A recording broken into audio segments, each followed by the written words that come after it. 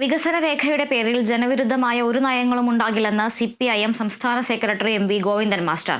തെറ്റിദ്ധാരണയുണ്ടാക്കുന്ന തരത്തിലാണ് ചില മാധ്യമങ്ങൾ CPIM സംസ്ഥാന സമ്മേളന വാർത്തകൾ നൽകുന്നതെന്നും ഗോവിന്ദൻ മാസ്റ്റർ പറഞ്ഞു.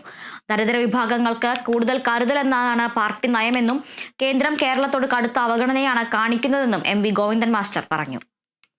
ജനവിരുദ്ധമായ ഒരു നിലപാടും ഇതിൻ്റെ ഭാഗമായിട്ടുണ്ടാവില്ല. സംസ്ഥാനങ്ങളുടെയും ജനങ്ങളുടെയും താല്പര്യത്തിന് വിരുദ്ധമായ ഒന്നും തന്നെ CPIMൻ്റെ ഭാഗമായിട്ട് ഉണ്ടാവില്ല എന്ന കാര്യമാണ് അത് സംബന്ധിച്ച് ചൂണ്ടിക്കാണിക്കാനുള്ളത്.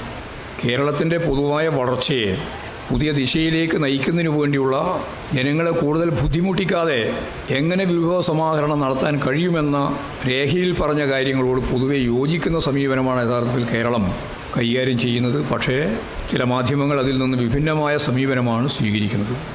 ആഭ്യന്തര വിഭവ സമാഹരണം വർദ്ധിപ്പിക്കുക എന്നത് കേരളം മുന്നോട്ടേക്ക് വെക്കുന്ന ബദൽ നയത്തിൻ്റെ ഭാഗമാണ്.